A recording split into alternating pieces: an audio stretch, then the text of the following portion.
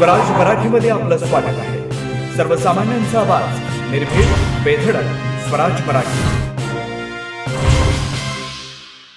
तासगाव कवठेमहांकाळ मतदारसंघात राष्ट्रवादी शरदचंद्र पवार पक्षाचे महाराष्ट्रातील युवकांचं आशास्थान, तरुण, तडफदार आणि सर्वसामान्यांचं नेतृत्व तसेच दिवंगत माजी गृहमंत्री आर.आर. पाटील यांचे चिरंजीव आणि महाराष्ट्राचा छावा म्हणून प्रसिद्ध असलेले माननीय श्री रोहितदादा आर. पाटील यांनी आपला पहिला उमेदवारी अर्ज सांगली जिल्ह्याचे खासदार माननीय श्री विशालदादा पाटील, राष्ट्रवादीचे नेते आमदार रोहित पवार, आमदार सुमनताई पाटील, अनिता वहिनी सगरे आणि हजारो कार्यकर्त्यांच्या उपस्थितीत दाखल केला। आपल्या सर्वांचे लाडके आमदार आदरणीय रोहितदादा पवार,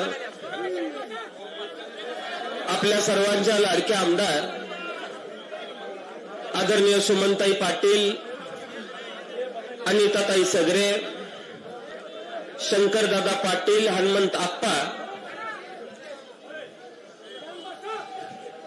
तासगाव राष्ट्रवादी काँग्रेस पक्ष शरदचंद्र पवार पक्षाचे तालुकाध्यक्ष,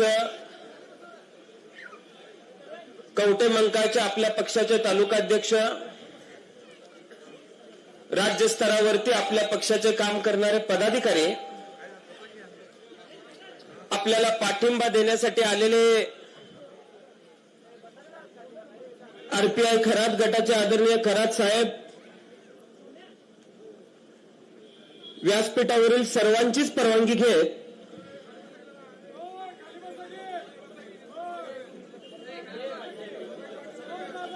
तासगाव व कवठेमहांकाळ तालुक्यातील सर्व प्रमुख पदाधिकारी, माझ्या समोर उपस्थित असणारे, मला असणारी सर्व वडीलधारी मंडळी,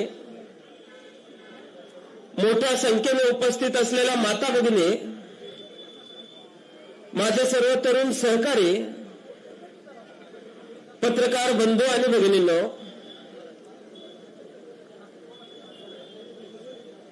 आज हे व्यासपीठ माझ्यासाठी अत्यंत महत्वाचं व्यासपीठ आहे। किंबहुना माझ्या आयुष्याची नवी सुरुवात म्हणायला हरकत नाही। माझ्या आयुष्यातल्या पहिल्यांदाच या व्यासपीठावरून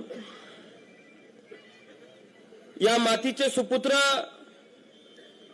क्रांतिसिंह नाना पाटील, नागनाथ अण्णा नायकवडी, जी.डी. बापू लाड, तासगाव तालुक्याचे सुपुत्र विस पागे, आदरणीय वसंत दादा, राजाराम बापू, विठ्ठल दाजी,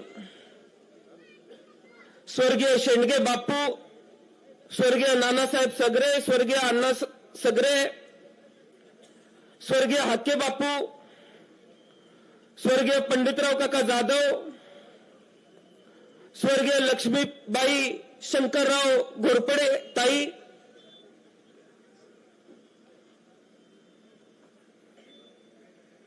डी.एम. बापू पाटील, गणपतराव आबा कोळी, दिनकर आबा,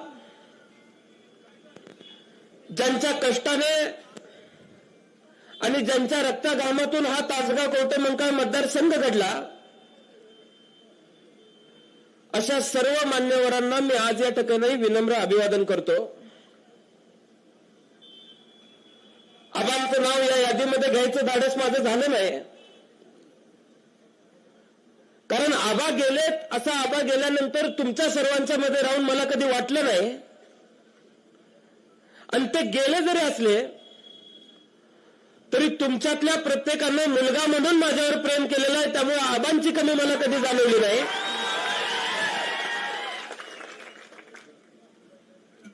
आज मी विधानसभेचा अर्ज भरतोय। उद्या या क्षेत्रामध्ये पुढे जात असताना ज्यांना प्रेरणास्थान आपण मानतोय, त्या शिवशाहू फुले आंबेडकरांच्या विचारांची प्रतारणा कधी होणार नाही। अण्णाभाऊ साठेंचं साहित्य लक्षामध्ये घेत, नरवीर उमाजी नाईकांचा शूरपणा लक्षामध्ये घेत, बसव अण्णांचा विचार लक्षामध्ये घेत, अहिल्या अहिल्या देवींकडून आणि जिजामातांकडून मिळणारी प्रेरणा लक्षामध्ये घेत उद्या भविष्यामध्ये मी काम करत असताना तुमच्या सर्वांची मान यत्किंचितही खाली जाऊन देणार नाही याची काळजी मी येणाऱ्या काळामध्ये निश्चितपणाने घेईन. रोहित दादा आपल्या नेतृत्वामध्ये संबंध महाराष्ट्रामध्ये जाण्याची संधी मिळाली. वेगवेगळ्या घटकांसमोर बोलण्याची संधी मिळाली. अनेक निवडणुकांमध्ये स्टार प्रचारक म्हणून पक्षाने माझी निवड केली. मी तिथं जाऊन सभा घेतल्या. मागच्या लोकसभेला अनेक उमेदवारांसाठी मी सभा घेतल्या. पण स्वतः उभारल्यावर भाषण काय करायचं असतं किंवा लोकांना काय संबोधित करायचं असतं याची कल्पनाच मला नव्हती. परवा रात्री सहज बसल्यावर पहिलं 25 पूर्ण झाले तर मोजलं आणि आपण आपला अर्ज भरायचा आहे हे मनामध्ये सुद्धा नव्हतं. इथल्या सर्व लोकांनी आजपर्यंत आशीर्वाद दिलेला आहे, ताकद दिलेली आहे, काही नसताना काम करण्याची संधी दिलेली आहे, विश्वास ठेवलेला आहे.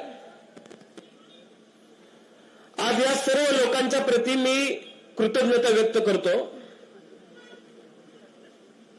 मी सुरुवातीला गेल्या 9 वर्षांमध्ये हा नपेष्ट सोसून ज्या कार्यकर्त्यांनी आम्हाला न सोडण्याची भूमिका घेतली त्या सर्व कार्यकर्त्यांच्या प्रती सर्वप्रथम मी माझी कृतज्ञता व्यक्त करतो. कृतज्ञतेचा भाव वडिलांनी शिकवलाय, कुटुंबाने ते संस्कार केलेले आहेत. 1990 साली जी लोक आमच्यासाठी राबली त्या लोकांना आज अखेर आम्ही लक्षामध्ये घेत राजकारण करतोय. त्या लोकांचा विसर कधी पडला नाही पाहिजे याची शिकवण आम्हाला घरामध्ये दिली जाते. गेल्या 9 वर्षामध्ये माझ्या ज्या सर्व तरुण सहकाऱ्यांनी जीवापाड माझ्यावरती प्रेम केलं त्या तरुण सहकाऱ्यांच्या प्रती सुद्धा मी आज कृतज्ञता व्यक्त करतोय. संबंध तालुक्यामध्ये कुठेही गेलं तरी माझ्या आईला मला चुलीपर्यंत घेऊन जाणाऱ्या माता भगिनी या मतदारसंघामध्ये राहतात. अगदी आपल्या मुलाप्रमाणे प्रेम केलंय. आपलं पोरगं मोठं झालं पाहिजे या भावनेनं आज माता भगिनी बाहेर पडलेल्या आहेत. त्या सर्व माता भगिनींच्या प्रती मी आज सर्वप्रथम कृतज्ञता व्यक्त करतो. या सगळ्यानंतर खऱ्या अर्थाने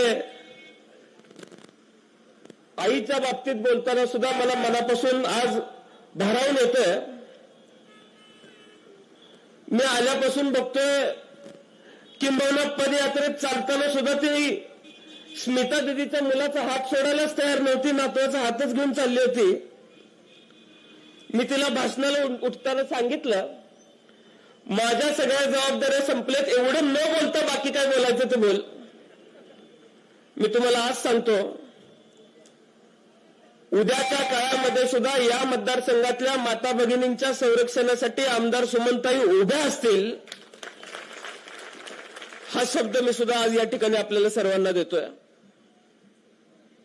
कारण गेल्या 9 वर्षामध्ये काय सोसलेलं आहे आणि त्यापेक्षा पुढे जाऊन अनेकांनी तिच्या बाबतीत ती किती करू शकते, काय करू शकते या बाबतीत शंका व्यक्त केल्या. पण त्या सगळ्यांच्या शंकांचं निरसन करण्याचं काम तिनं केलं. जे लोक टीका करत होते की बाईने घर सांभाळावे, मतदारसंघ सांभाळता येणार नाही, त्या सर्व स्वतःला पुरुष म्हणणाऱ्या मर्दांना लाजवेल असं काम तिने गेल्या 9 वर्षात करून दाखवलं. मी स्वतःला पुरुष म्हणणारा मुद्दामच म्हणेन, कारण बाजार समितीची निवडणूक आबा गेल्यानंतर झाली आमदार सुमनताई, मी, स्मिता दिदी, सुरेश भाऊ, आम्ही एका पागा गल्लीतल्या हॉलमध्ये आम्हाला बंद केलं गेलं, बाहेरनं दगड टाकण्यात आले. कुठलं पुरुषत्व त्या पागा गल्लीत त्यांना सिद्ध करायचं होतं मला माहित नाही, पण ते सुद्धा सोसलं. त्याच्यानंतर संबंध राज्यामध्ये फिरत असताना मतदारसंघामध्ये काही कमी नाही पडलं पाहिजे या भावनेनं तिनं काम केलं. प्रसंगी जिथं कार्यकर्त्यांवरती अन्याय होतो असं वाटतं तिथं कार्यकर्त्यांच्या मागे खंबीरपणे उभं राहण्याची तिची भाषा असायची. मला आठवतंय, येरळेच्या पात्रामध्ये पाणी येत नाही म्हणून अनेक लोक सुमनताईंकडे आली, आंदोलन करण्याची भूमिका घेतली. आमच्या निमणीचे मस्के बापू होते, अनेक लोक त्या भागातली होती. काहीतरी करावं लागतं म्हणून त्यांनी सांगितलं. काय तिच्या डोक्यात आलं माहित नाही, तिने पहिली भूमिका घेतली की मी पात्रामध्ये येऊन आमरण उपोषण करणार आहे. संध्याकाळी अधिकाऱ्यांना तिथे यावं लागलं. दुसऱ्या दिवशी पाणी सुटलं. रोहित दादा, मला त्या नदीपात्राच्या कडेची गावातली माणसं आजही म्हणतायत की सुमनताई उपोषणातनं उठल्यापासून आज अखेर नदीचं पाणी आटलेलं नाही. लोकांसाठी काम केलं पाहिजे. मतदारसंघातले सगळे घटक लक्षात घेत त्यांच्यासाठी घाम गायला पाहिजे. ही भूमिका आणि हा विचार जेवढा वडिलांपासून मिळाला त्याच्यापेक्षा तो जास्त विचार माझ्या आईकडून मिळाला, म्हणून मला माझ्या आईचा अभिमान आहे. आबा व्यासपीठावरून अनेक वेळेला म्हणायचे की प्रसंगाला सामोरं जात असताना माझ्या आजीनं जे सोसलं हे सांगत असताना माझी आई वाघीण आहे असं आबा छाती टोकून सांगायचे. आज ती संधी गेल्या 9 वर्षातल्या तुझ्या कार्यामुळे मला मिळाली आणि माझी आई सुद्धा वाघीण आहे हे सांगायची संधी मला तुझ्या कार्यातून मिळालेली आहे. मी आज आईच्या प्रती सुद्धा कृतज्ञता व्यक्त करतो. गेल्या 9 वर्षामध्ये आबांच्या माध्यमातून काय काम झालं 2014 पूर्वी या बाबतीत मी फार बोलणार नाही. त्या बाबतीत आतापर्यंत आपण सर्वांनी माहिती घेतली. पण 2014 नंतर आम्ही सर्वांनी एक गोष्ट ठरवली होती की जे जे आबांचं स्वप्न अपूर्ण राहिलंय ते स्वप्न पूर्ण करण्याच्या दृष्टीने आपण कामाला लागायचं आहे. आपण या मतदारसंघामध्ये अनेक सिंचन योजना आणल्या. जो भाग दुष्काळी ओळखला जायचा त्या भागामध्ये चांगलं पाणी द्यायचा प्रयत्न आबांच्या माध्यमातून झाला. पण आमचा मागे राहिला तो हक्काचा भाग राहिला. सावज पूर्व भाग हक्काचा मागे राहिला. आम्ही प्रयत्न केले की इथं टेंबू योजनेचं पाणी आलं पाहिजे. सातत्याने 2014 ते 2019 मध्ये प्रयत्न करत असताना रोहित दादा आम्हाला एक अनुभव आला. जयंत पाटील साहेबांच्या नेतृत्वामध्ये आम्ही एक शिष्टमंडळ माजी जलसंपदा मंत्र्यांकडे घेऊन गेलो. माझ्या सावज भागातले शेतकरी सुद्धा तिथे उपस्थित होते. त्यांनी सांगितलं की आम्हाला आमच्या हक्काचं पाणी मिळालं पाहिजे. आमच्या बागा वाळायला लागलेल्या आहेत. तर उद्धटपणे त्या मंत्र्यांनी उत्तर दिलं की जमत नसतील तर बागा काढून टाका आणि तिथून ती बैठक उठवण्याचं काम त्या मंत्र्यांनी केलं. आज आपल्या समोर ज्या पक्षातून उमेदवार उभारणार आहेत त्याच पक्षाचे घटक पक्षाचे मंत्री आज तिथे सुद्धा कार्य करतायत. मी या मतदारसंघातल्या सर्वसामान्य शेतकऱ्यांच्या वतीनं समोरच्या पक्षाला सांगू इच्छितो की ज्यांनी आम्हाला आमच्या बागा काढायचा सल्ला दिला त्यांना या मतदारसंघातून काढून टाकल्याशिवाय आम्ही सुद्धा स्वस्थ बसणार नाही हे सांगण्याची भूमिका आपण सर्वांनी घेतली पाहिजे. टेंबू योजना पूर्ण झाली पाहिजे यासाठी महाविकास आघाडीचं सरकार आल्यानंतर आम्ही प्रयत्न केला. लवादाचे प्रश्न होते. महाराष्ट्र कर्नाटक सरकारचा वाद मिटवायचा होता. आदरणीय जयंत पाटील साहेबांच्या नेतृत्वामध्ये ते पार पाडलं. पण त्याच्यानंतर महाविकास आघाडीचं सरकार सुद्धा पाडलं गेलं. पुन्हा महायुतीचं सरकार आलं.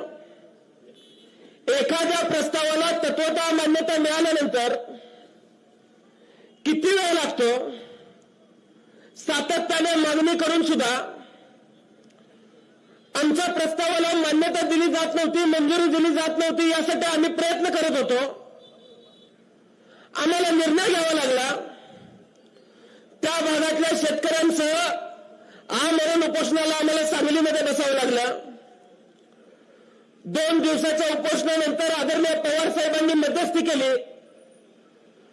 पवार साहेबांनी या राज्याच्या जलसंपदा मंत्र्यांना आम्हाला जोडून दिलं आणि ती मध्यस्थी करत असताना साहेबांनी त्यांना सांगितलं की आज एक विधानसभेचे सदस्य आमरण उपोषणाला बसलेले आहेत आणि असं असताना त्यांचा प्रश्न जर आपण लक्षामध्ये घेतला नाही तर विधानसभेच्या सदस्याचा आपण अपमान करतोय, त्या भागातल्या लोकांचा आपण अपमान करतोय.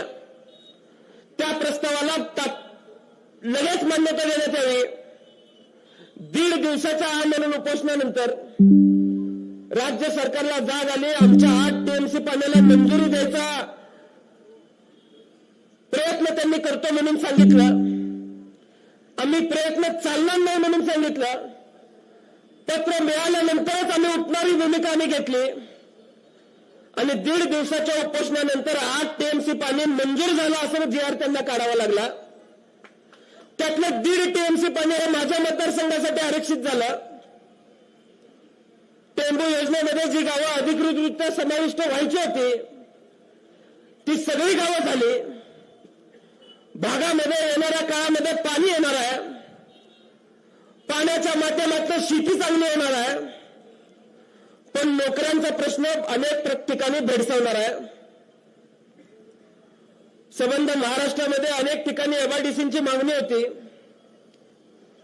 पण महाराष्ट्रातल्या 2 रोहितांना एमआयडीसीसाठी इतका संघर्ष करावा लागला. रोहित दादा मला मिळाली तरी तुम्हाला अजून मिळालं नाही.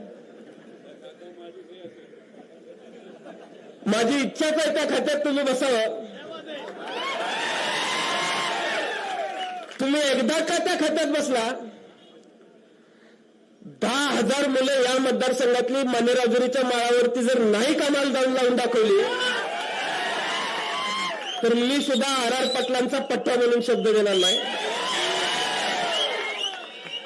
तुम्हाला राज्य पातळीवरच्या अडचणी होत्या म्हणून झालं नाही. मला मात्र इथल्या काही किरकोळ लोकांच्या अडचणी होत्या. त्यांनी घाट घातला होता. आबा एमआयडीसी करत असताना फक्त आबांना श्रेय जातं म्हणून एमआयडीसी होऊन दिली नाही. पण त्याचं श्रेय फक्त आबांना जात नव्हतं. या मतदारसंघातल्या हजारो तरुणांचे हात बेकार ठेवण्याचं काम तुमच्या माध्यमातून झालेलं आहे आणि त्याचा पान फेडल्याशिवाय इथली तरुण पिढी येणाऱ्या काळामध्ये गप बसणार नाही हे मला तुम्हाला सांगायचं आहे. आज हे सांगतायत, वेगवेगळ्या ठिकाणी उभारतायत. मला असं कळालं की पुणे, मुंबई, दिल्ली अशा 3 ठिकाणाच्या पीआर टीम तासगाव सारख्या ठिकाणी आणलेल्या आहेत. माझी तासगाव कवठे मंकाळ मधल्या मतदारसंघातल्या गावगाड्यातली पोरं त्या पीआर टीमला भास आहेत. गेल्या 9 वर्षात या मतदारसंघात आम्ही काम केलेलं आहे. रुग्णसेवा आबांच्या माध्यमातून व्हायची. अनेक लोकांनी इच्छा व्यक्त केली की तुम्ही सुद्धा रुग्णसेवा केली पाहिजे. कोरोनाच्या नंतर आम्ही काम चालू केलं. फक्त 3.5 वर्षामध्ये 5,600 ऑपरेशन गेल्या 3.5 वर्षामध्ये आपल्या मतदारसंघामध्ये झालेले आहेत. तुम्ही जर मला काम करण्याची संधी दिली तर आपल्या मतदारसंघातल्या सिंचनाचा प्रश्न जो काही आपल्याला भेडसावतोय त्याचं नीट टाइम टेबल करून इथल्या शेतकऱ्याला कुठल्याही पद्धतीचा त्रास होणार नाही अशा पद्धतीचं सिंचन योजना मी चालवून दाखवेन. तुम्ही जर मला काम करण्याची संधी दिली तर इथल्या एमआयडीसीच्या बाबतीमध्ये जे प्रश्न, अडचणीचे प्रश्न आपल्या सर्वांसमोर आहेत ती एमआयडीसी मी उभी करून दाखवेन. तुम्ही जर मला काम करण्याची संधी दिली तर इथल्या द्राक्ष उत्पादक शेतकऱ्यांच्या बाबतीत ज्या अडचणी निर्माण झालेल्या आहेत त्यांच्या बाबतीमध्ये विधानसभेमध्ये लोकसभेमध्ये जो आवाज उठवणं गरजेचं आहे. लोकसभेमध्ये आवाज उठवणारा माणूस तुम्ही निर्माण करून दिलेला आहे. आता विधानसभेमध्ये सुद्धा आवाज उठवणारा माणूस तुम्ही निर्माण करा, एवढीच विनंती मला तुम्हाला सर्वांना करायची आहे. या मतदारसंघामध्ये काम करत असताना रोहित दादा एक पद्धत आहे की स्वतः काही काम करायचं नाही, दुसऱ्याने आणलं की मी केलं म्हणून सांगायची पद्धत या मतदारसंघामध्ये जास्त आहे. गेल्या उन्हाळ्यात या मतदारसंघातली लोक सगळ्याच लाईन पूर्ण आहेत, सगळ्या स्कीम पूर्ण आहेत, फक्त पाणी मिळावं म्हणून अपेक्षा धरून होती, आस धरून होती. लोकसभेच्या निवडणुका या मतदारसंघामध्ये चालू होत्या, पण प्रत्येक मळ्यातल्या माणसानं पाणी द्या म्हणून माझ्याकडे आलं पाहिजे म्हणून काही लोकांनी फक्त पाणी अडवून ठेवण्याची भूमिका घेतली. उन्हाळ्यात शेतकऱ्यांचं किती नुकसान झालंय हे इथल्या सर्वसामान्य तरुण शेतकऱ्यांना विचारा. तुम्ही जर मला काम करण्याची संधी दिली तर इथल्या माता भगिनी सुरक्षित राहतील याची हमी मी देईन. तुम्ही सर्वांनी जर मला काम करण्याची संधी दिली तर ज्या पद्धतीनं आबांनी गुंडगिरी हद्दपार करून दाखवली होती त्या पद्धतीने मी सुद्धा यांची गुंडगिरी हद्दपार करून दाखवेन. हा सुद्धा शब्द मी आज या ठिकाणी तुम्हाला देतोय. मी 2019च्या निवडणुकीला अर्ज भरताना अभिमानाने सांगायचो, मला त्यावेळेस दादा 110 कोटी आकडा मोठा वाटायचा की विरोधी पक्षात असताना सुद्धा 110 कोटी रुपये सुमनताईंनी आणले असं मी भाषणात ओरडून सांगायचो. महाविकास आघाडी सरकारच्या काळात 1.5 वर्ष कोरोना, 1 वर्ष काम करायची संधी मिळाली आणि त्याच्यानंतर महायुतीचं सरकार आलं. फक्त 1.25 वर्षामध्ये 850 कोटीपेक्षा जास्त काम मी या मतदारसंघामध्ये करून दाखवलेलं आहे. महायुतीचं सरकार आलं. सुदैवानं आबांच्या संबंधित काही लोक तिथे होते. मी टेंबूसाठी ज्या पद्धतीने आमरण उपोषण केलं त्या पद्धतीने मला MIDC साठी करावं लागेल. पाण्यासाठी मी सांगलीत केलं, पण MIDC मंजूर करण्यासाठी मला तुमच्या बंगल्याबाहेर आंदोलन उपोषण करावं लागेल, आमरण उपोषण करावं लागेल. अन्यथा मी समुद्रामध्ये त्या ठिकाणी बसून उपोषण करेन असं मी मंत्र्यांना सांगितलं. काही दडपण आम्ही तयार केलं आणि MIDC मंजूर करून घेण्याचं काम या मतदारसंघामध्ये केलं. आज हे सगळं करत असताना 850 कोटीचा आकडा आता आपण सांगितलेला आहे. लोकसभेच्या निकालानंतर महाराष्ट्रामध्ये उद्याच्या काळामध्ये महाविकास आघाडीचं सरकार येणार आहे हे सांगायला कुठल्या ज्योतिषाची गरज नाही. तुम्हाला 850 कोटी हा आकडा सुद्धा छोटा वाटायला लागेल एवढंच मी आज या ठिकाणी तुम्हाला सांगतो. रोहित दादांनी महाविकास आघाडीचं सरकार असताना 3000 कोटींची कामं कर्जत जामखेडला केली असं मला ऐकायला मिळाले. पुढच्या काळामध्ये कर्जत जामखेड बरोबर तासगाव कवठे मंकाळचं नाव सुद्धा मी निश्चितपणाने यादीमध्ये येईल याची खात्री मी घेईन. अनेक वर्ष तासगावचा रिंग रोड पूर्ण व्हावा अशी मागणी होती. आबांनी रिंग रोड मंजूर केला त्यावेळेस हेच लोक आडवे पडले, पण परत सरकार आलं त्यावेळेस ज्या शेतकऱ्यांना यांनी फसवून माघार घ्यायला लावली होती त्या शेतकऱ्यांना विनंती करत बसले. त्या शेतकऱ्यांनी मान्य केलं नाही. थोडंफार आमच्या त्या लक्षामध्ये आल्यानंतर मी गडकरी साहेबांना विनंती केली. रोहित दादा मी दिल्लीला 17 वेळेला गेलो. 17 वेळेला गेलेल्याची 17 वेळेला आलेल्याची तिकीट सुद्धा मी काढून ठेवलेत पुरावा म्हणून. मला इच्छाच आहे यांनी यावरून रिंग रोडवरती काहीतरी बोलावं. रिंग रोड मंजूर झाला. विटात गडकरी साहेब म्हणले इथल्या स्थानिक आमदारांनी रिंग रोडसाठी प्रयत्न केलाय, तर या मातब्बरांनी गडकरी साहेबांना खोटं ठरवण्याचा प्रयत्न केला. ते म्हणले गडकरी साहेबांचं वय झालंय ते अनावधानाने बोलले.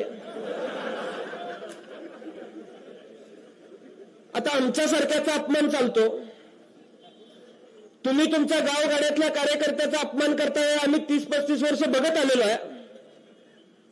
केंद्रीय मंत्र्यांना सुद्धा ही माणसं सोडणार. दादा, अनेक मुद्दे आहेत. तुम्ही जर मला काम करण्याची संधी दिली तर या मतदारसंघामधली एकही इंच जमीन अनधिकृतपणे कुणाच्या नावावर मी होऊन देणार नाही. या पद्धतीचे शब्द सुद्धा मी आज या ठिकाणी देतो. सर्वसामान्य माणसाला त्रास देणारा अजून जन्माला यायचा आहे हे पुढच्या 5 वर्षाच्या कारकिर्दीत मी निश्चितपणाने दाखवून देईन. हा शब्द सुद्धा मी आज या ठिकाणी अर्ज भरताना देतोय. त्यामुळे गेल्या 5 वर्षामध्ये तुम्ही सर्वांनी आदरणीय ताईंच्या खांद्यावरती जबाबदारी टाकली. 850 पेक्षा कोटींपेक्षा जास्त काम या मतदारसंघामध्ये करत त्यांनी ती जबाबदारी यशस्वीपणे पार पाडली. आज काही पीआर टीमच्या माध्यमातून रोज दादा हे सांगतायत की 30-35 वर्षामध्ये यांनी काय केलं हा सवाल ते करतात. ज्या गावामध्ये राहतात त्या गावाला पाण्याची वळचण सुद्धा आबांनी घातलेली आहे. रोज आंघोळ करताना यांनी एकदा आबांचं नाव घेतलं पाहिजे आणि मग मला विचारलं पाहिजे 30-35 वर्षामध्ये यांनी काय केलंय. ज्या ग्रामपंचायतीमधून यांच्या गावातून हे कारभार चालवतात त्या ग्रामपंचायतीला सुद्धा आबांचा फंड आहे. आपण 5 वर्ष आमदार असताना 10 वर्ष खासदार असताना मी खुल्या व्यासपीठावरती कधी यायला तयार आहे. तुम्ही तुमच्या 15 वर्षातली कामं सांगायची आणि मी माझ्या फक्त गेल्या 5 वर्षातली कामं सांगायची आणि मग 35 वर्षाचा हिशोब करायला मी व्यासपीठावर उभं राहायला तयार आहे. त्यामुळं माझी इथल्या मतदारसंघातल्या सर्वसामान्य माणसाला विनंती आहे की आपण सर्वांनी सतसत विवेक बुद्धीने विचार करत येणाऱ्या काळामध्ये काम करण्याची आवश्यकता आहे. इथे उपस्थित असलेल्या सर्व कार्यकर्त्यांना मी विनंती करेन, तुमच्या आशीर्वादाच्या जोरावरती मी आज अर्ज भरलेला आहे. आपलं चिन्ह तुतारी वाजवणारा माणूस आहे. रोज दादा मला असं ऐकायला मिळालं की 30-35 वर्षामध्ये काय काम केलं हे विचारत असताना अशाही आमच्या चर्चा झाल्या की कुठलाच पक्ष तिकीट देत नाही म्हणणार आपण घड्याळाकडे जाऊया. आबांच्यामुळे या मतदारसंघामध्ये घड्याळ रुजलंय, थोडीफार मतं त्यातली मिळतील म्हणून हे घड्याळ चिन्ह घेतलंय काल असं मला कळालं.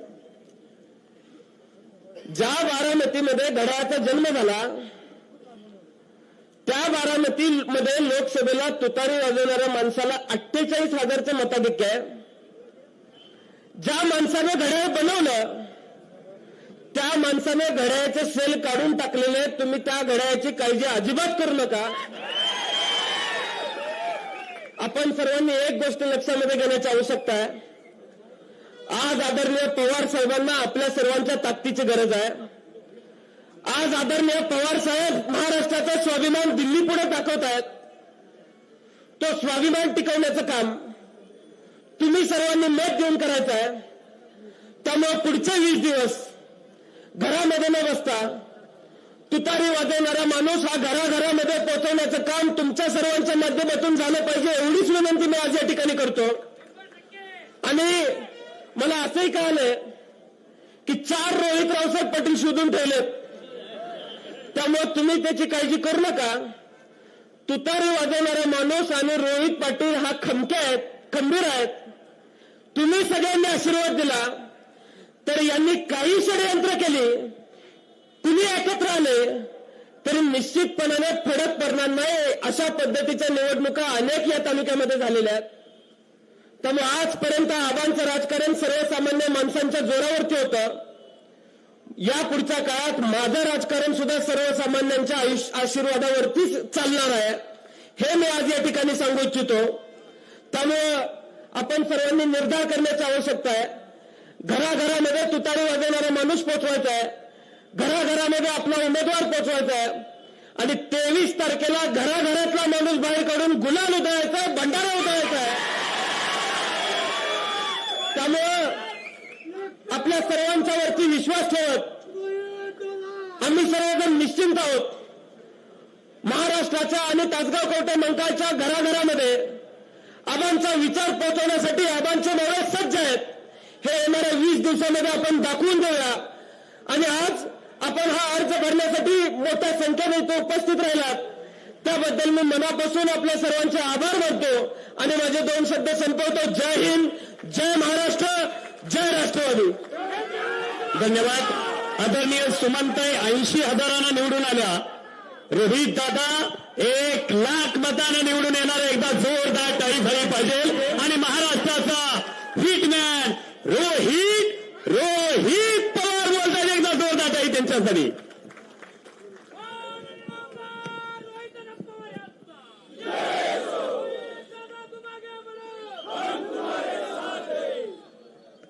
भूक लागली का? आता अन्नाची भूक नाही, आता मताधिक्याची भूक आपल्या सर्वांना लागली बाल. हे लक्षात ठेवा. इथं तासगाव कवठे महांकाळ विधानसभा मतदारसंघ इथं होणारी जी निवडणूक आहे आणि या निवडणुकीची चर्चा अख्ख्या महाराष्ट्रामध्ये आहे. या निवडणुकीमध्ये आपल्याकडनं आपल्या विचाराचे व माझे मित्र रोहित आराराबा पाटील हे उभे आहेत आणि त्यांचा प्रचाराचा फॉर्म तुमच्या सर्वांच्या आशीर्वादाने तुमच्या सगळ्यांच्या उपस्थितीमध्ये आज इथं आपण सर्वांनी मिळून भरला. आणि या कार्यक्रमासाठी उपस्थित असणाऱ्या आई समान सुमनताई पाटील, उपस्थित असणाऱ्या अनिताताई सगरे ताईंना इथं मला आश्वासित करायचंय. ताई फक्त महिनाभर आपल्याला थांबायचंय आणि महिन्यानंतर तुमचा कारखाना, तुमच्या शेतकऱ्यांचा कारखाना हा आपल्याला चालू करून दाखवायचा. या ठिकाणी आम्ही सर्वजण सांगतो. आवर्जून इथं उपस्थित असणारे आरपीआय खरात गटाचे पक्षाचे श्री सचिनजी खरात, सुरेश भाऊ पाटील, स्मिता दीदी, हनुमंतरावजी देसाई, शंकरदादा पाटील, विश्वासतात्या पाटील, संजयजी पाटील, पण आपल्या विचाराचे संजय भाऊ पाटील, शंतनू भाऊ सगरे, हर्षवर्धन प्रतीक भाऊ पाटील, युवराजदादा पाटील, संजयजी हजारे, उपस्थित असणारे सर्व मान्यवर, सर्व पक्षाचे पदाधिकारी, काँग्रेसचे पदाधिकारी, शिवसेना उद्धव ठाकरे साहेबांच्या पक्षाचे पदाधिकारी, सर्व मित्र पक्षाचे पदाधिकारी, सामाजिक कार्यकर्ते, आपल्या पक्षाचे कार्यकर्ते, पदाधिकारी, पत्रकार, उपस्थित असणारे सर्व स्वाभिमानी नागरिक. घड्याळामध्ये किती वाजलेत?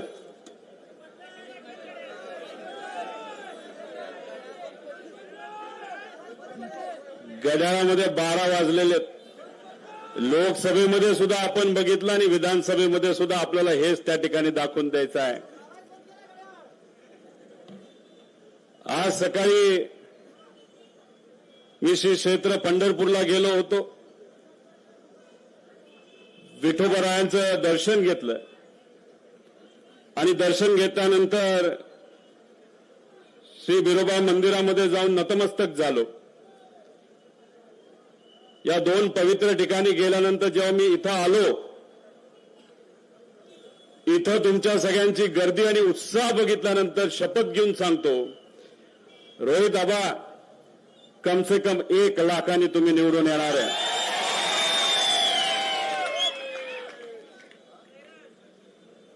नेहमी मी आरा बाबांना भेटायचो, चर्चा करायचो. जेव्हा केव्हा भेटायचो एखाद्या योजनेबद्दल ते मला सांगायचे, या मतदारसंघाबद्दल सांगायचे. पण तेव्हा जेव्हा ते बोलायचे त्यांच्या चेहऱ्याकडे जेव्हा मी बघायचो, त्यांच्या चेहऱ्यावर, त्यांच्या कृतीमधून मला काय दिसत असेल ते फक्त निष्ठा दिसायचे. आदरणीय पवार साहेबांवर त्यांनी खूप प्रेम केलं आणि पवार साहेबांनी सुद्धा आराबाबांवर खूप मनापासून प्रेम केलं. सामान्य कार्यकर्त्याला संधी दिल्यानंतर तो सामान्य कार्यकर्ता काय करू शकतो हे जर या महाराष्ट्राला देशाला कोणी दाखवून दिलं असेल तर ते आपल्या आर आबांनी दाखवून दिलेलं आहे. आदरणीय पवार साहेबांचं या भूमीवर या मतदारसंघावर प्रेम हे पूर्वीपासून राहिलेलं आहे. पण या ठिकाणी या व्यासपीठावर आपल्या सर्वांना सांगतो की रोहित आबा या ठिकाणी उभे आहेत. त्यामुळे या मतदारसंघाचं पालकत्व कुणी घेतलं असेल तर आदरणीय पवार साहेबांनी घेतलेलं आहे.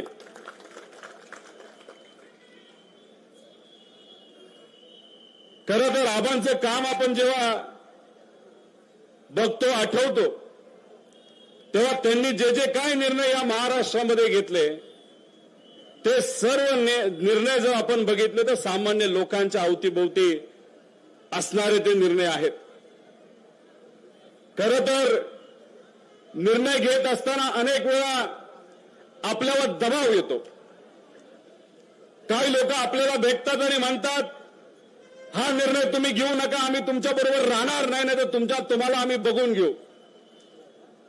पण आर आबा इतके धाडसी होते आणि फक्त सामान्य लोकांचा ते विचार करायचे म्हणून त्यांनी अनेक मोठे मोठे निर्णय तिथे घेतले. त्या निर्णयामध्ये सावकारीच्या विरोधात निर्णय जो त्यांनी त्यावेळेस घेतला त्याची आठवण आजपर्यंत सामान्य लोक करतात हे आपण सगळ्यांनी तिथं बघितलेलं आहे.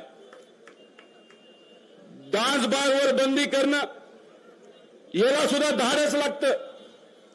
जेव्हा तो निर्णय त्यांनी घेतला त्यावेळेस त्यांना अनेक फोन आले, अंडरवर्ल्डचे पण फोन आले.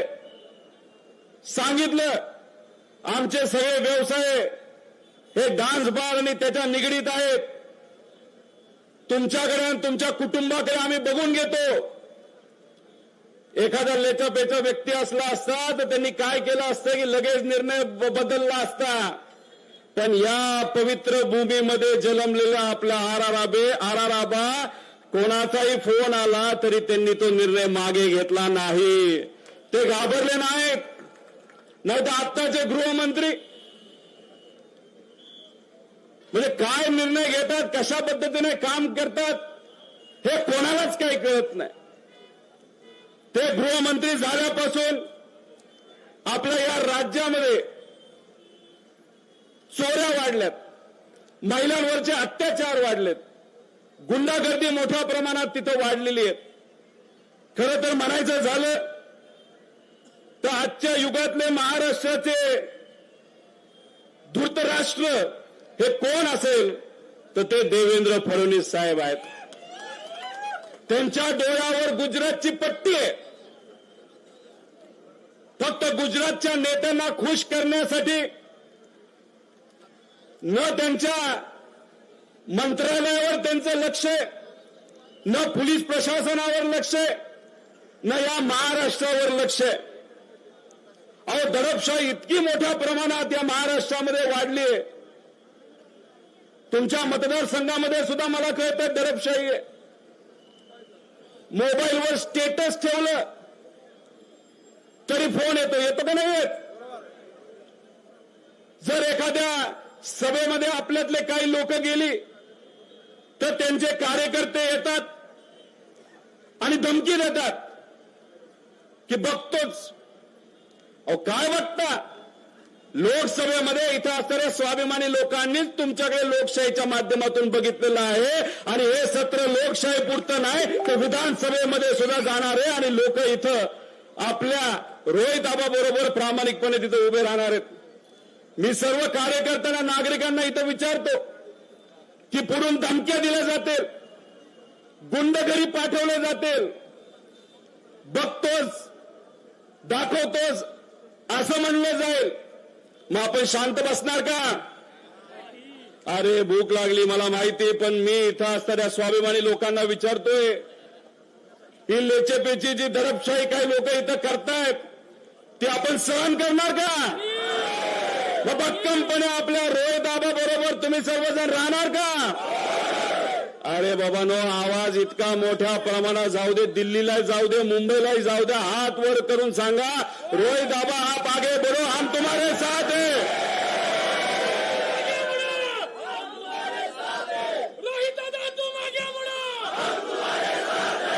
या मतदारसंघामध्ये फायदा आहे. रोहित दादा आगे बढ़ो म्हणलं तर मी खुश आणि रोहित आबा सुद्धा खुश.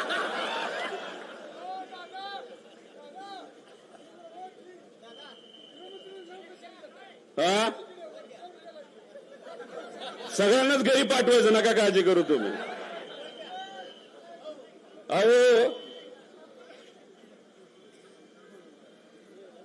अहो मला सांगा, माझ्या बरोबर रोहित आबा हे 800 किलोमीटर चालले. 800 किलोमीटर युवा संघर्ष यात्रेमध्ये चालत असताना काय विषय घेतले होते? या परिसरातल्या आणि महाराष्ट्रातला द्राक्ष उत्पादक शेतकऱ्याचा विषय घेतला होता, कांदा उत्पादक शेतकऱ्याचा घेतला होता, दुधाचा प्रश्न, युवांचा नोकरीचा प्रश्न, विद्यार्थ्यांचा प्रश्न, स्पर्धा परीक्षेचे प्रश्न, महिला सुरक्षतेचा प्रश्न, असे अनेक आरक्षणाचे प्रश्न, असे अनेक प्रश्न घेऊन आम्ही 800 किलोमीटर तिथं चाललो. दिवसा आम्ही 8-8 तास चालायचो, थकलेलो असायचो, तरी सुद्धा तुमचे हे 10वी आमदार रोहित आबा हे थांबतच नसायचे. अहो माझा मतदारसंघ असा, माझा तो कार्यकर्ता तसा. आराराबांचे जे आसपासचे त्या काळातले सर्व कार्यकर्ते जे वडीलधारी इथं बसलेले आहेत, ते फार माझ्यावर प्रेम करतात. माझी आई गावागावामध्ये जाते, वाड्या वस्त्यांवर जाते, गुडघे दुखतात, त्रास होतो. मी तिला सांगतो की घरी बस, पण माझी आई स्वाभिमानाने सांगते, अरे याच माणसाबरोबर म्हणजे या सामान्य लोकांमुळे आपण निवडून आलोय. आपली जर खरी ओळख कोणामुळे असेल ती फक्त इथं असणाऱ्या स्वाभिमानी लोकांमुळे आहे. या गोष्टी मी ऐकल्यात 32 दिवस. त्यामुळे मला जेव्हा कळालं की रोहित आबा आज फॉर्म भरणार आहेत, मीच त्यांना फोन केला, अहो मला बोलवणार आहात का नाही? आणि तुम्ही बोलवलं नसतं तरी हा तुमचा मोठा भाऊ 100% इथं येणार, असं त्यांना तिथं सांगितलं होतं.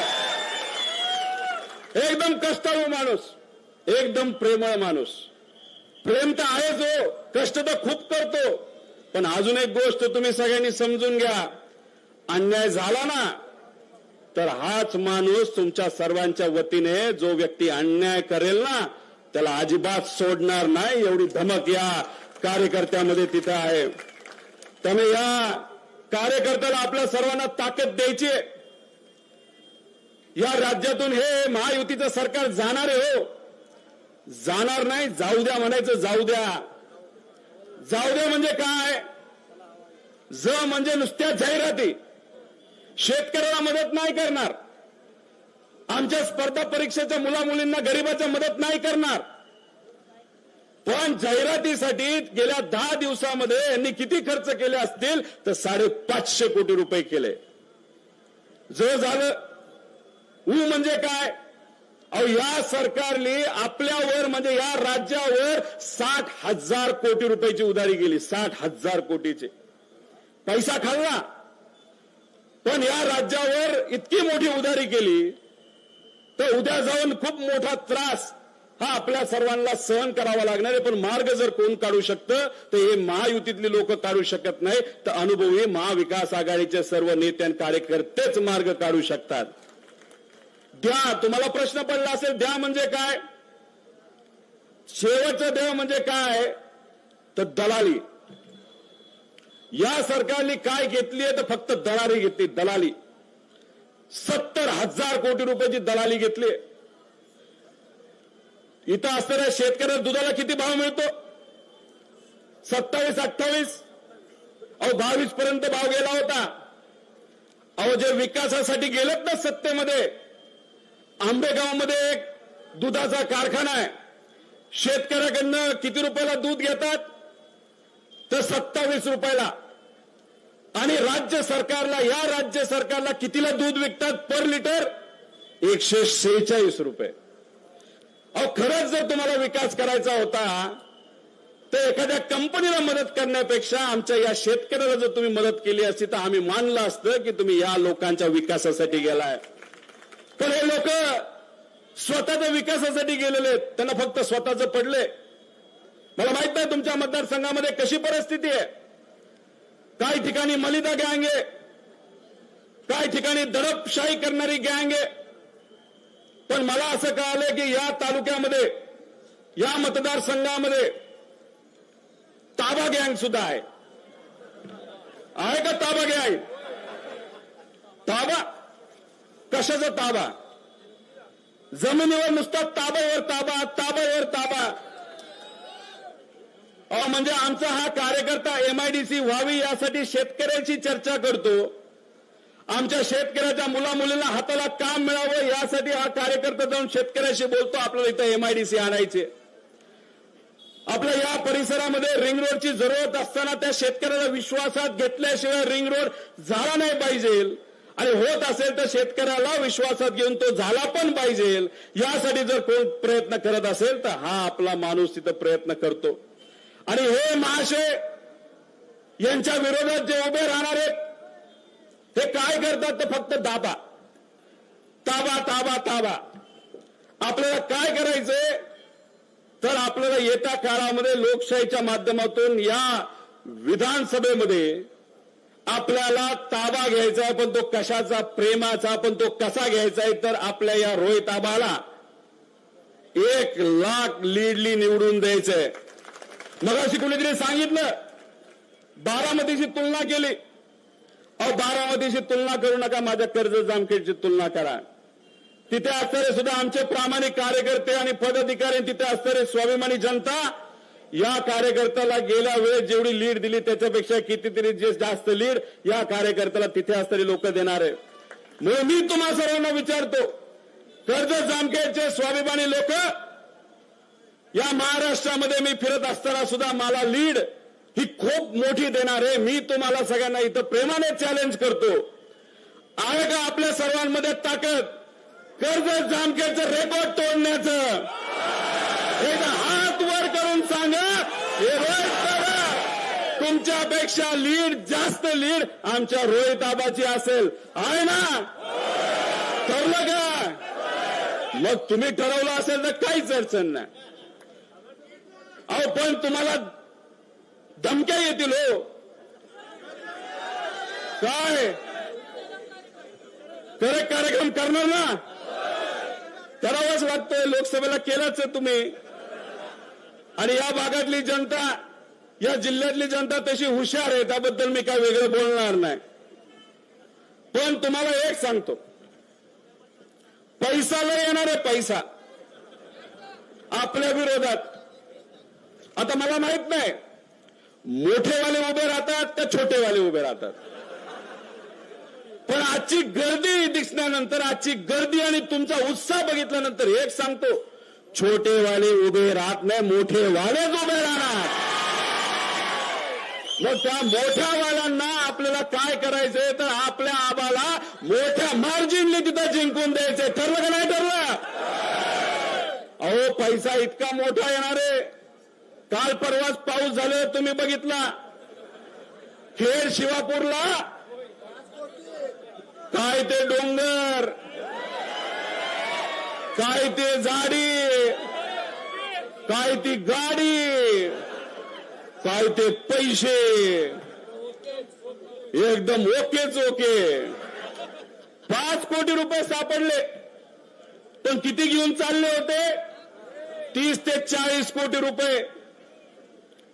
जो व्हिडिओ काढला ना डोंगरवाला, तो त्यांचा कार्यकर्ता, त्याचं सुद्धा नाव त्याच्यामध्ये लिहिलेलं आहे. अहो कालच जळगावमध्ये 1.5 का 2 कोटी रुपये तिथे सापडले. अहो इतका पैसा खाल्ला यांनी, इतका पैसा खाल्लाय, त्याच्यातून 2-3% सुद्धा यांनी खर्च केलं तर या महाराष्ट्रामध्ये महायुतीकडनं 3 ते 4 हजार कोटी रुपये खर्च केले जाणार आहे.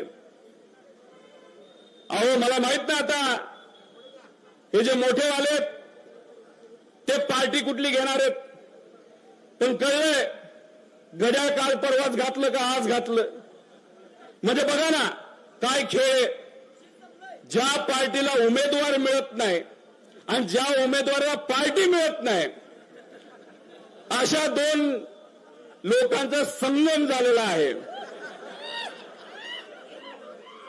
अहो आमच्याकडे सुद्धा आले होते, आपल्या तुतारीकडे, आम्हाला संधी देता का? पवार साहेबांनी सांगितलं हा प्रश्न तुम्ही कसा करू शकता, कारण का संधी इथं कोणाला दिली जाणार आहे? फक्त आणि फक्त एक व्यक्ती आहे, आपले रोहित आबा आहेत.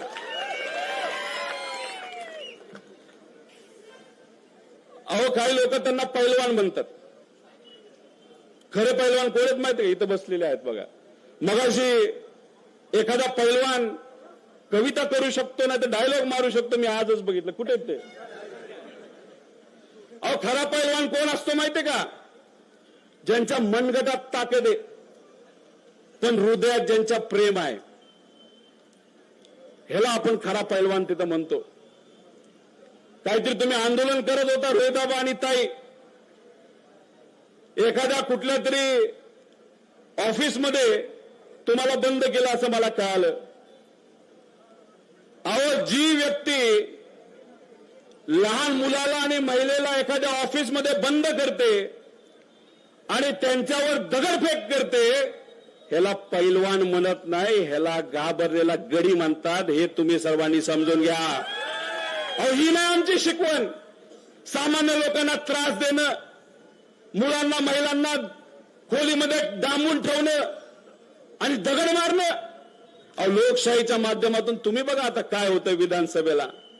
आमच्या इथं बसणाऱ्या माता भगिनींना मला विचारायचंय की दडपशाही करणारे लोक, महिलांवर आणि लहान मुलांवर दगडफेक करणारे लोक, हे म्हणतात की लोक आम्हाला मतदान करतील. अहो डिपॉझिट जप्त झालं पाहिजे त्यांचं, यासाठी आपल्या सगळ्यांना प्रयत्न करायचे की नाही?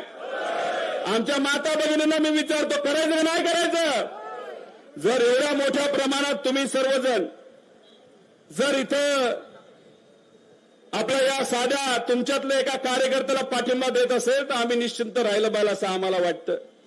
मध्ये आधी आम्ही रोहित आबांना प्रचारासाठी बाहेर घेऊन जाऊ का? घेऊन जाऊ का? जसं माझ्या मतदारसंघामध्ये तिथे असणारे कार्यकर्ते, पदाधिकारी, नागरिकांनी अख्खे इलेक्शन ताब्यात घेतले. माझ्या मतदारसंघामध्ये दिल्लीपासून मुंबईपर्यंत मोठे मोठे भाजपचे नेते मला अडचणी आणण्याचा प्रयत्न करत आहेत.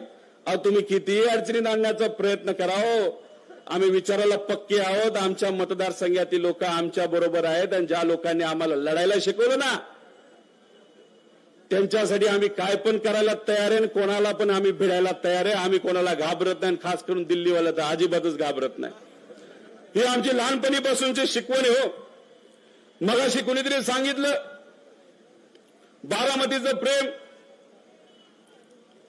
आबांवर बारामतीचं प्रेम होतं. रोहित आबा तुमच्यावर बारामतीचं प्रेम आहे, पण एक गोष्ट इथं सांगतो, बारामतीपेक्षा जास्त कर्जत जामखेडकरांचं प्रेम आहे तुमच्यावर. आणि आपण एकत्रित काम करायचंय. तुमचा मतदारसंघ तुमच्या बरोबर आहे, हा कार्यकर्ता सुद्धा या रोहित आबा बरोबर आहे, माझा मतदारसंघ आणि अख्खा महाराष्ट्र या कार्यकर्त्या बरोबर आहे. फक्त हे इलेक्शन हे एकदम चुरशीचं झालं पाहिजे.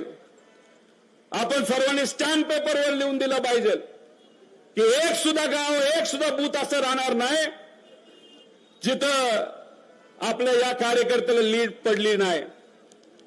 आणि असं जर आपण सर्वांनी काम केलं तर 100% तुम्हाला सांगतो की आपला हा कार्यकर्ता 1 लाखाली तिथं निवडून येईल. अहो काकाला वाटलं हा बच्चा आहे, पण काकाचा अभ्यास जरा कच्चा आहे.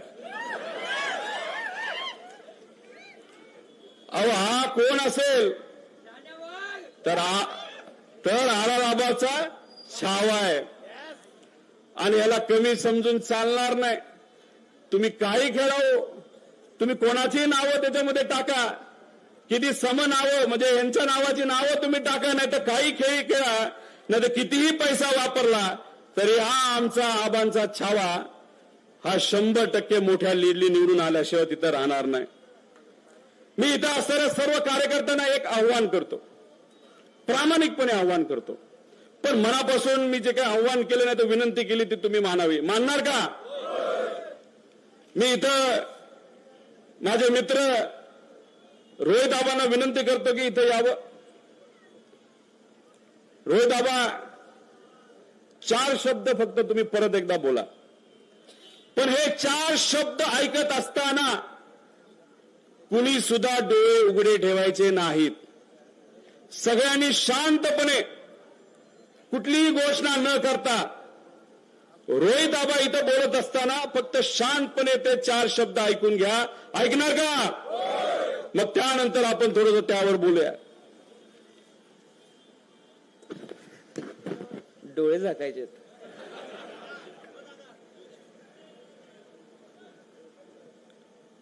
आज आपल्या सर्वांच्या आशीर्वादाने मी विधानसभेसाठी अर्ज भरलेला आहे. उद्याच्या 20 दिवसामध्ये आपल्या सर्वांचं बळ, प्रेम, कष्ट जर मला मिळालं तर हा तासगाव आणि कवठेमंकाळ तालुका आबांच्या स्वप्नातला तालुका मी पूर्ण केल्याशिवाय स्वस्थ बसणार नाही. तुम्ही ज्या पद्धतीनं आबांवरती प्रेम केलं, ज्या पद्धतीनं सगळ्या कार्यकर्त्यांनी आपल्या घरातला मुलगा म्हणून प्रेम केलं, त्याच पद्धतीनं येणाऱ्या 20 दिवसात जर प्रेम केलं तर येणाऱ्या 5 वर्षामध्ये या तालुक्याचं नंदनवन केल्याशिवाय मी सुद्धा स्वस्थ बसणार नाही. एवढे शब्द मी तुम्हाला देतो.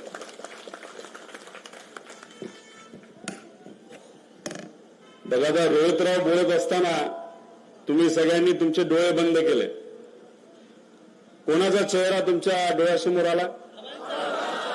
कोणाचा आला? देवाने महाराष्ट्राचे आपले लाडके आबा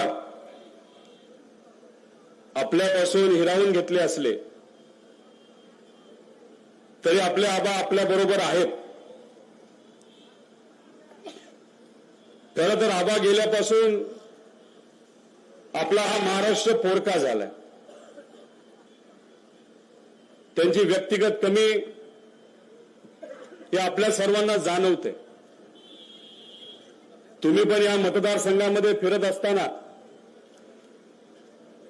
जेव्हा केव्हा आबांनी बांधलेल्या एखाद्या बिल्डिंगकडे बघता, एखाद्या स्मारकाकडे बघता, त्यांच्या घरी जाता, तेव्हा तुम्हाला आपले लाडके आबा आठवतात. त्यांनी घेतलेला निर्णय हा आपल्या सर्वांना आठवतो.